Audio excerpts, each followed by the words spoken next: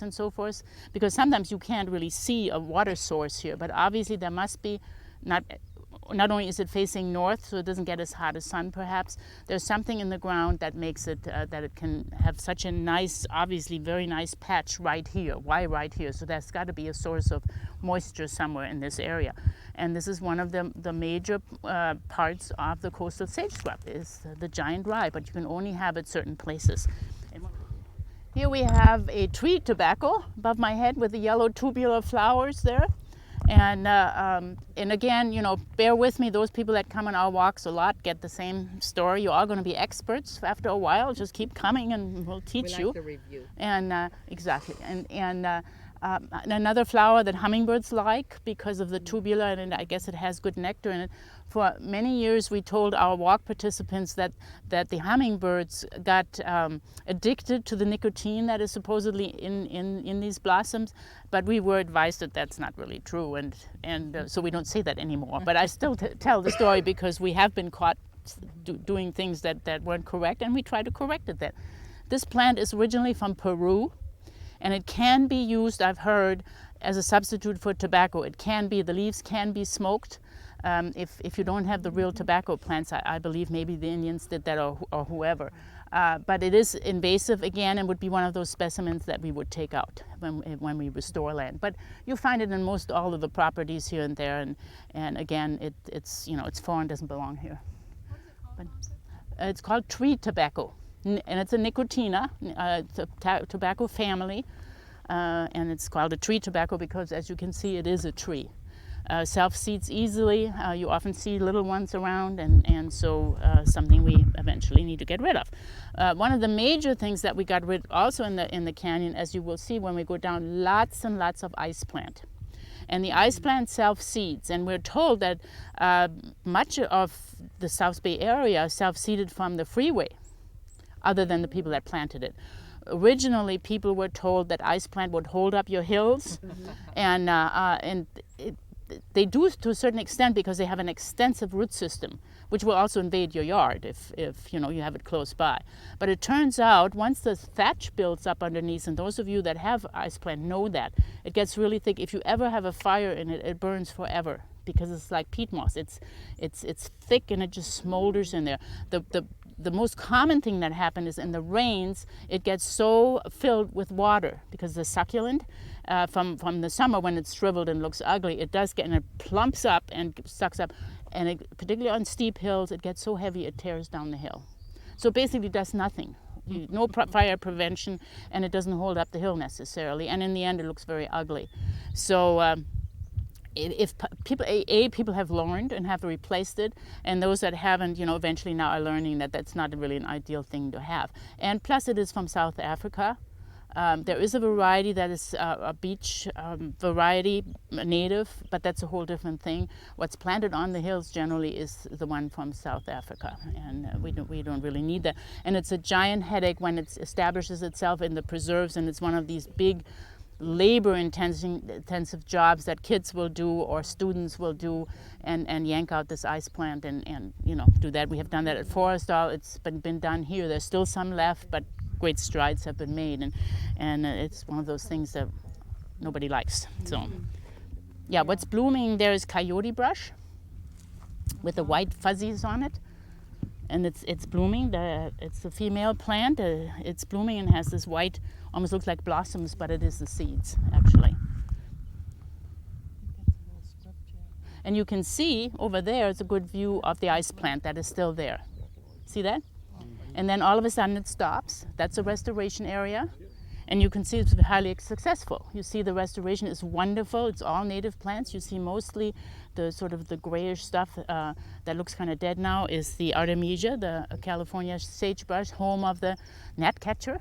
Okay, and everything there is planted, and so that you just envision that to be eventually all over the canyon like that. And on the hills, people are still using. That's their hills. There's ice plant. Yeah. And it looks, you know how ice plants get. It gets raggedy, and it's difficult. I mean, it's difficult to have a hill like that. I acknowledge that, and it's expensive to have it clear. Well, actually, the clearing isn't so bad, but you know, you have to decide, like you say, what do I plant? Is it an ivy plant? Female Coyote Brush. You can see the little, seedlings going away this time of year, obviously, and it's neat. There's a male and a female bush, basically, and now they're ready to fly and seed. And they probably make good nesting material for perhaps hummingbirds, or bush tits is a small gray bird that builds an extremely elaborate nest. If you ever see a bush, and all of you probably have seen, they're little gray, roly-poly, tiny little birds that are usually in flocks, and they'll be in your lemon tree or something on your bushes, and they go, beep, beep, beep, beep, beep, beep, and they're very busy little birds. Well, this tiny 4-inch bird builds a nest that is about this long, looks like a sock. It's this enormous structure. Must take them forever to build this. I'm always amazed. And then they, go way in, and they have their eggs and their chicks in there, and it's just amazing. And there you find a lot of this soft fuzz inside. But for such a small bird, I always think, how do they manage this? You expect a sort of a humming-sized bird nest, but this bag, this long, amazing. I'm standing on one of the former ice plant heaps, and these heaps were large. Behind you can still see that there's a lot to be done, but what they do, they pull it out and pile it up, and actually composts really quite satisfactorily, because it's so heavy and it's so difficult to haul out of a canyon like this, that's what they do, and it seems okay. I've never seen it resprout, that any seeds that might have probably get killed by the composting process. And so you can see this has shrunk to almost nothing, so that's perfect. And this is a large chunk, again, most likely some grant or a certain amount of money and acreage that we can do with it. And we attack this, and you can see what it's supposed to be like. Everything has grown just beautifully. The Artemisia, California sagebrush, the gnatcatcher habitat is doing great. We have the sage, the purple sage, the bush with the berries there, and we'll see another one later on, is a toyonberry or Christmas holly. And it is said that Hollywood was named after these trees because it has red berries, holly-like, and since most people were from the Midwest or somewhere else, they didn't know any better, and so this is supposedly why it was named, but it's actually it's called a toyon. And around Christmas time, yes, it has these nice red berries. Again, it's a mixture of plants, but right now it looks like the Artemisia is quite large. We just saw a bush lupin, which happened to bloom early, which was nice. Always, when you discover something unusual on our walks, it's always kind of fun.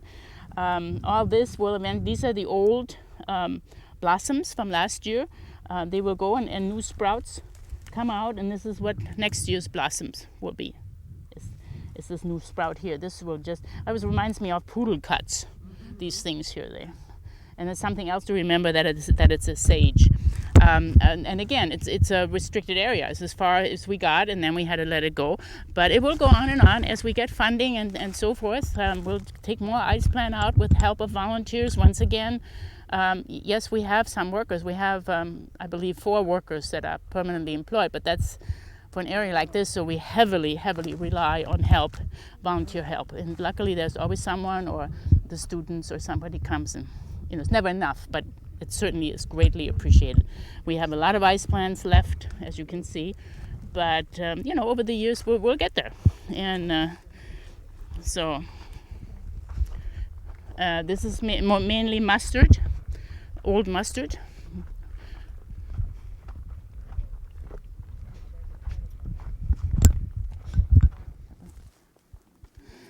We stopped here just to demonstrate one of the bigger jobs that we're tackling right now. This is ongoing at this moment at the canyon. We're trying to take out the castor beans. Right now there's no planting planned for the time being, because there really isn't acreage cleared yet, but you can see what the problem is. As we were walking along, you could see all the new little plants coming up, and you see all the seeds. Now here's the seed, and what it looks like. Looks like a bug. Some people say it looks like a tick that is full of blood, if you ever see something like that. Yeah, we can pass it around. You're done with that? And they will come up, and you can try, people will try to pull, and they have tap roots, so you get a little, see, this is just a little one. Now, as soon as it gets this size, I wouldn't be able to pull it out. Maybe you would, but, this is the problem, okay?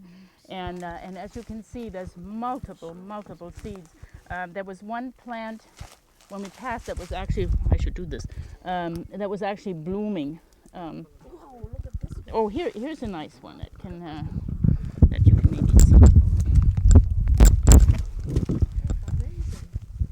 And it has these different stages. There happens to be not a blossom there. The blossoms are kind of interesting. They're sort of red, and that's why I have people in Europe, they have them in pots as a special plant. And I'm always laughing. One time I took pictures and took them back to my walk leaders here and said, look, people really think it's wonderful stuff. And but you can see it has a pretty leaf. It has these when they first come out, the fruits, they look actually very nice. Then they dry and they become these beans and so forth. So it can be, particularly when it has water, it's a very decorative plant. It has large maple-like leaves and looks much nicer than these. These don't get any water, so they look raggedy. But you know, but again, we want to get rid of it, and that's the process we're doing right now, and that's what the stewardship crew is working on, is trying to take this out. As you can see, they have started, and this will all go. So by the time we have our next walk here, in a year or so, this will be very much approved. And you can see how big they get too. I mean, these are massive, you know, branches. Why we stopped here, this is a major intersection of two canyons, and I was telling you that's Agua Amarga. That's the canyon by Ralph's. Yeah. And across the street. It's a major canyon. As you can see, it really has very nice habitat. You don't see a lot of fennel or things down there. It's relatively untouched, and it is a major addition to the Rancho Palos Verdes open space. It really is. That it happened to belong to the same developer that sold us the land in Portuguese Bend was extremely fortunate. And in fact, when they were talking about doing that deal, we had said, well, even if we don't get the money together for Portuguese Bend, perhaps we could at least have this, because it is such an important canyon, and it is so untouched, and luckily everything turned out wonderful, and now it's all part of the Rancho Palos Verdes park system. And you may have heard that, this may be a good spot to talk about it, that the city is looking for actually citizen input also, but also has a citizen committee trying to work on what is called a vision plan. The vision plan is sponsored by the Annenberg Foundation. It's a charitable organization that has greatly supported the Conservancy and supports lots of things, art, museums. I mean, every time you turn around, you read in the paper the Annenberg support. It's a family charity, actually, that is run by the family, and they came to us and suggested in the city that they would like a plan that would incorporate all the properties, all the park properties and open space of the city, which was sort of a neat concept, because generally you manage a park, and so that really was very intriguing, and they were willing to fund that, to get that started. So that has been a wonderful thing, and so over the next 10 years or 15 years or so, there should be a plan out that a citizen committee will put together, and how that should be managed, where should be recreation, where should be perhaps a nature center. Okay, we'll let you pass. Will Agua ever be accessible? I don't know. I think that would be maybe desirable, but probably somewhat difficult, since it is full of habitat. It seems to be very thickly vegetated, so we'd probably leave it, but it's more things to do. That the vegetation is there, we don't have to really do anything, so we'll probably just leave that, but I really don't know. That's just a guess on my part. Anyway, the vision plan is something really wonderful, and as you read the papers, keep reading about that, because it's really something very special to have that all under one cap, to plan for Portuguese Bend. There should be recreation for all kinds of. There should be possibly an animal rescue center somewhere in the city, on the city parklands. Perhaps Portuguese Bend, perhaps somewhere else.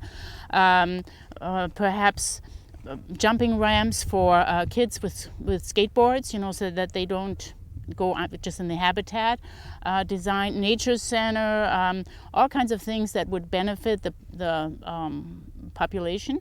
And it's really a very grand scheme, and something very, very wonderful that has happened. And so let's watch that and see. That should be something very special for the peninsula. But lucky that the Annenbergs have taken a lead in that by funding it, by starting to fund it. And so we're very excited about that.